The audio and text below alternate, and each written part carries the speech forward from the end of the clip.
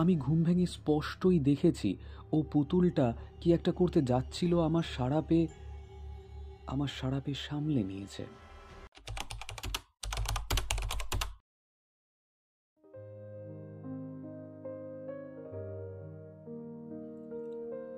Honours পরীক্ষা শেষ হবার দিন অয়ন আমায় টেনে নিয়ে গেল ওদের বাড়িতে। যাবার সময় ট্রেনে গেলাম, কিন্তু ট্রেন থেকে নেমে অনেকটা হাঁটতে হলো, কারণ ওদের বাড়িটা প্রায় গঙ্গার ধারের কাছে। কিছুক্ষণ ওদের বাড়ি থাকার পর হঠাৎ কি একটা বিষয়ে ঘোর তর্কাতর্কি হলো ওর আর আমার মধ্যে। এমন চরমে উঠল সে তর্ক যে দুজনের মধ্যে প্রায় হাতাহাতি হবার জোগাড়। সে কারণটা নয়, অজানাই থাক। যাই হোক, আমি ভয়ানক রেগে ওদের বাড়ি থেকে সে সন্ধ্যাবেলায় বেরিয়ে পড়লাম। এমন জায়গায় ভদ্রলোকের থাকতে আছে? ব্যারাকপুর ট্রাঙ্ক রোড বেয়ে হন হন করে হাঁটছি কলকাতা মুখে, কিন্তু দিব্যি ফুটফুটে জ্যোৎস্না রাত। মাঝে মাঝে এক আধখানা মোটর দ্রুত বেগে চলেছে কলকাতার দিকে। তাছাড়া সম্পূর্ণ নির্জন রাস্তা। অবশ্য একবার একটা মাতাল কুলি আমি দেখতে পাই। যাই হোক, কিন্তু হঠাৎ আমার মনে হলো এতটা রাস্তা একটানা হাঁটতে পারবো না, একটু বিশ্রাম দরকার। ডাইনে বায়ে চাইতে কিছু দূর গিয়ে একটা বাগান বাড়ি দেখে তার মধ্যে ঢুকে পড়লাম। বাইরে থেকেই আমার মনে হয়েছিল এই বাগান বাড়িতে লোকজন কেউ থাকে না, আছে হয়তো এক আধটা উড়ে মালি, তাকে 2-4টি পয়সা দিলে বাগানের মধ্যে বসে একটু বিশ্রাম করতে দেবে। নিশ্চয়ই একটা পুকুর আছে সেই বাগানে, নিশ্চয়ই তার ঘাট বাঁধানো। এমন গ্রীষ্মের দিনে জ্যোৎস্না রাত্রে পুকুরের বাঁধা ঘাটে কিছুক্ষণ বিশ্রাম করবার আনন্দ অনেক দিন পর হয়তো কপালে জুটে যাবে। বাগানের মধ্যে ঢুকে মনে হলো এ বাগানে লোকজন কেউ বাস করে না, ঘন ঘন কেউ আসেও না। লাল কাকড়ের পথগুলোর ওপর 1 হাত লম্বা উলু ঘাস, ফুলের ক্ষেত আর আগাছার জঙ্গলে ভর্তি। আরও একটু অগ্রসর হয়ে মনে হয়েছিল এ বাগান বাড়ি খুব বড় লোকের। অন্তত যে সময় এ বাগান বাড়ি তৈরি হয়েছিল সে সময় মালিকের অবস্থা ছিল খুব ভালো। শৌখিন পরিচয় আছে এর প্রত্যেকটি গাছপালায়, প্রত্যেকখানি ইটে পাথরে। আগাছা ভরা ফুলের ক্ষেতের মাঝে মাঝে এখানে ওখানে পাথরের অপসরী মূর্তি, 2-1টার হাত ভাঙা, কারোর নাক ভাঙা। অনেক এমন অপসরী মূর্তি আছে বাগানের এদিকে ওদিকে। কোনোটার পিঠ দেখা যাচ্ছে, কোনোটার মুখ ঝোপের আড়ালে আড়ালে। কিন্তু কি অদ্ভুত কারুকার্য! শিল্পীর হাতের নিপুণতায় মূর্তিগুলি যেন জীবিত হয়ে উঠেছে। একটু দূরে গিয়ে বাদিকের চওড়া পথ ধরলাম। পুকুরে গিয়ে পথটা শেষ হয়েছে, তবে যে ধরনের পুকুর আশা করেছিলাম এ তা নয়। অনেক কালের পুরনো পুকুর, বাঁধা ঘাট একসময় ছিল, এখন তার মাঝামাঝি প্রকাণ্ড ফাটল ধরেছে। রানার দুপাশে বট অশ্বত্থের গাছ গজিয়েছে। সে ঘাটে নামাও যায় না সিঁড়ির সাহায্যে, আর এত রাত্রে তো সাপের ভয়ে সেদিকে যেতেই আমার সাহস হলো না। ঘাটের থেকে কিছু দূরে একটা বেঞ্চি পাতা। ক্লান্ত শরীরে বেঞ্চির ওপরে শুতেই কখন যে ঘুমিয়ে পড়েছি নিজেই জানি না। আমার তন্দ্রা যখন ছুটে গেল তখন অনেক রাত। সামনের দিকে চাইতেই একটা অদ্ভুত সন্দেহ হলো আমার মনে। আমার বেঞ্চিখানা থেকে কিছু দূরে যে অপসরী মূর্তি আমার দিকে পাশ ফিরে দাঁড়িয়ে আছে সেটার দিকেই ঘুম ভেঙে আমার চোখ পড়ল। আর সঙ্গে সঙ্গে মনে হলো এতক্ষণ সে মূর্তিটা অন্য কি কাজ করছিল, বা অন্যদিকে অন্যভাবে দাঁড়িয়েছিল। আমাকে জাগতে দেখেই সেটা চট করে যেন নিজেকে সামলে নিয়ে আবার পূর্ববৎ ভঙ্গিতে আড়ষ্ট হয়ে দাঁড়িয়ে রইল। এই জ্যোৎস্নায় মূর্তিটি যেন আরো প্রাণবন্ত হয়ে উঠেছে। কত রাত হয়েছে জানি না, সুন্দর জ্যোৎস্নায় বাগানটি যেন ভেসে যাচ্ছে। আমি অবাক হয়ে সোজা হয়ে বসলাম, চোখ মুছলাম ভালো করে। ঘুমের ঘোর, কিন্তু তা বলে তো মনে হলো না। আমি ঘুম ভেঙে স্পষ্টই দেখেছি ও পুতুলটা কি একটা করতে যাচ্ছিল, আমার সাড়া পেয়ে সামলে নিয়েছে।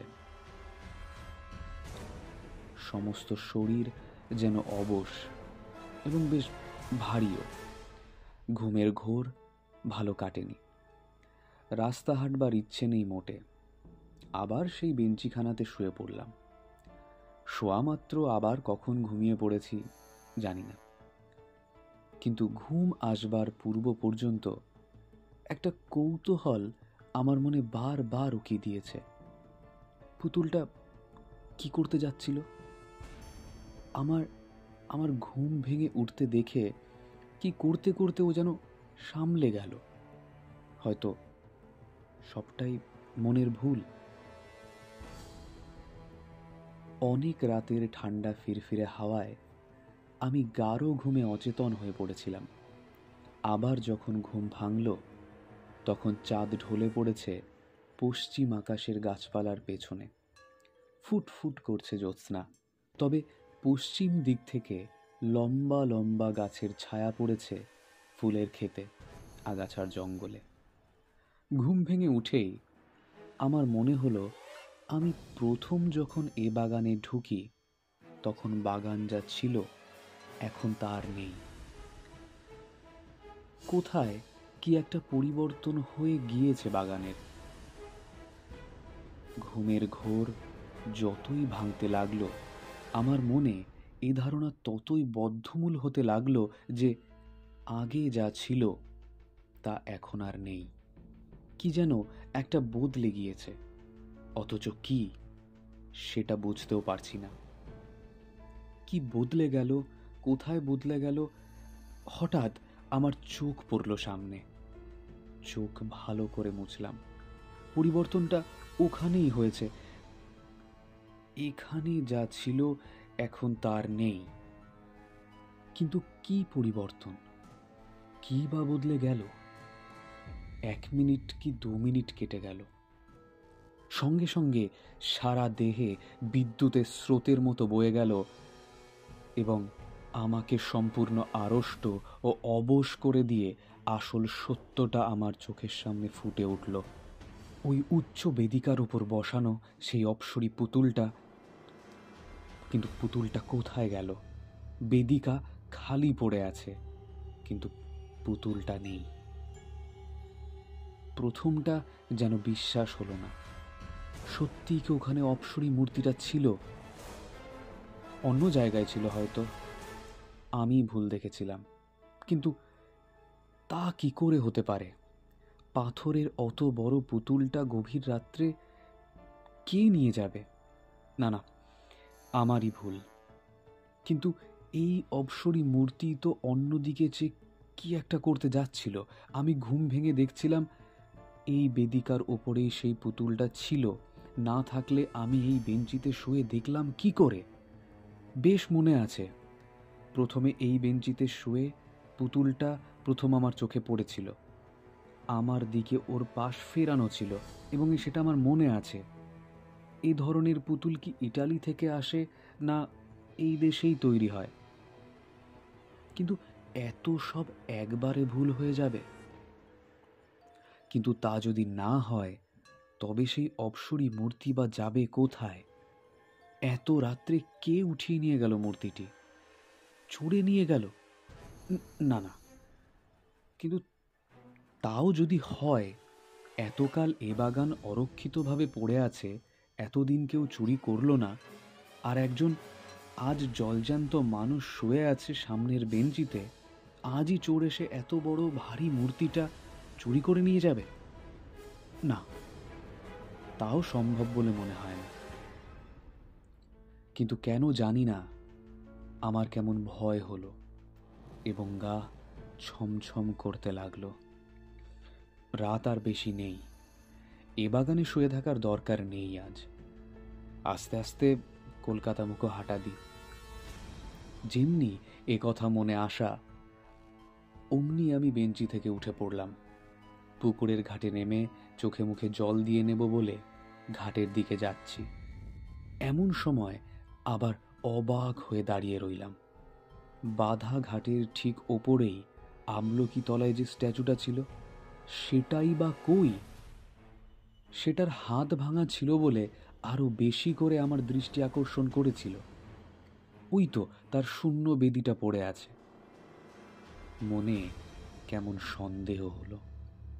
বাগানের চারিদিকে চেয়ে চেয়ে দেখলাম কত পুতুল ছিল এখানে ওখানে, বনের ঝোপের মধ্যে, ওই আড়ালে আড়ালে। সাদা পাথরের পুতুলগুলো ফুটফুটে জ্যোৎস্নায় ঝকঝক করছিল।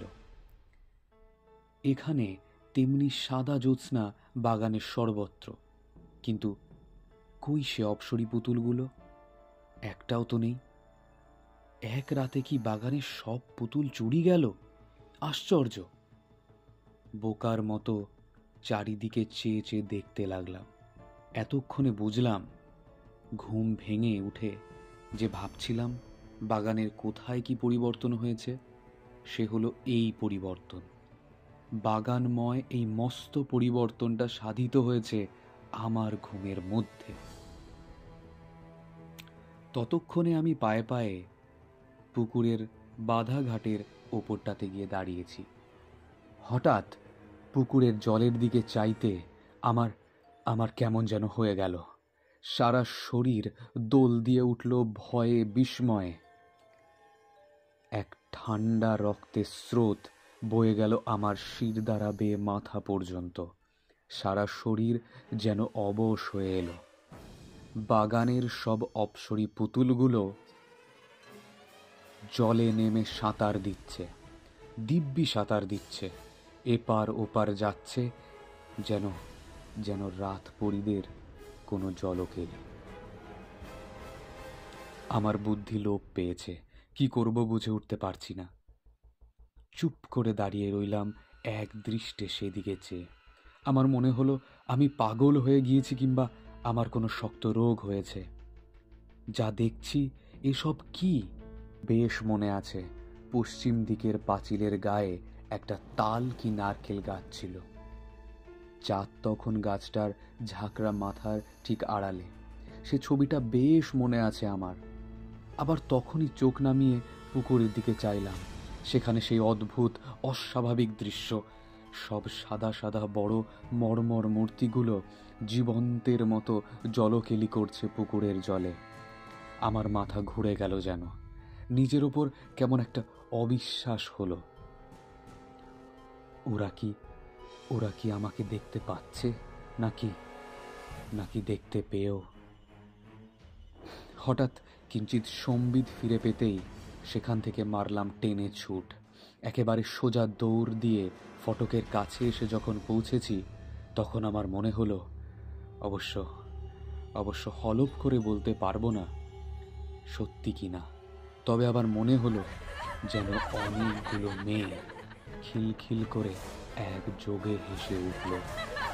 হাসির একটা ঢেউ যেন আমার কানে এসে পৌঁছালো। পরক্ষণেই আমি একেবারে ব্যারাকপুর ট্রাঙ্ক রোডের উপর এসে পড়লাম। হন হন করে হেঁটে চলেছি। কত দূর পর্যন্ত শুনতে পেলাম অপ্সরী মূর্তিদের সেই প্রেতায়িত হাসির শব্দ। এবার প্রশ্ন, আমি কি সেখানে গিয়েছিলাম? হ্যাঁ, পরদিনই গিয়েছিলাম। একা নয়, 3টি বন্ধু সঙ্গে করে। গিয়ে দেখলাম পুরনো ভাঙা সেই বাগান বাড়ি, আগাছার জঙ্গলে ভরা ফুলের ক্ষেত, কতকগুলো হাত ভাঙা নাক ভাঙা অপ্সরী পুতুল এদিকে ওদিকে বন জঙ্গলের আড়ালে পাথরের বেদির ওপর দাঁড় করানো। কোথাও কোনো দিকে অস্বাভাবিকতার কোনো চিহ্ন নেই। হঠাৎ আমার এক বন্ধু আমায় ডাক দিল। ঘাটের ওপরে আমলকি তলায় যে হাত ভাঙা পুতুলটা দাঁড়িয়ে আছে, একটা মোটা বিচুটি লতা মাটি থেকে গজিয়ে উঠে সেটার দুখানা পা আষ্টে পৃষ্ঠে জড়িয়ে রেখেছে। অন্তত 1 বছরের পুরনো লতা। গত বর্ষায় এ বিচুটি লতা গজিয়ে উঠেছিল এমনও মনে হয়। লতাটার কোথাও ছেঁড়া নেই, ভালো করে পরীক্ষা করে দেখা গেল। অথচ আমি হলপ করে বলতে পারি এই পুতুলটাও কাল জলে নেমেছিল। অন্তত এ বেদিটা আমি কাল খালি দেখেছি। এ ঘাটের ধারেই তো দাঁড়িয়েছিলাম। বন্ধুরা বললেন, তাহলে বিচুটি লতাটা এমন করে থাকি কি করে? এই জড়ানো তো 1 বছরের জড়ানো, রাতারাতি তো গাছটা গজিয়ে যায়নি। ওদের যুক্তি অকাট্য। কি উত্তর দেব ওদের? আমার নিজেরই যখন ক্রমশ অবিশ্বাস হচ্ছে আমার নিজের ওপর। আর মাঝে মাঝে গভীর রাতের কোনো স্বপ্নে আমি আজও শুনতে পাই সেই অপ্সরী মূর্তিদের রক্ত হিমখরা হাসির শব্দ।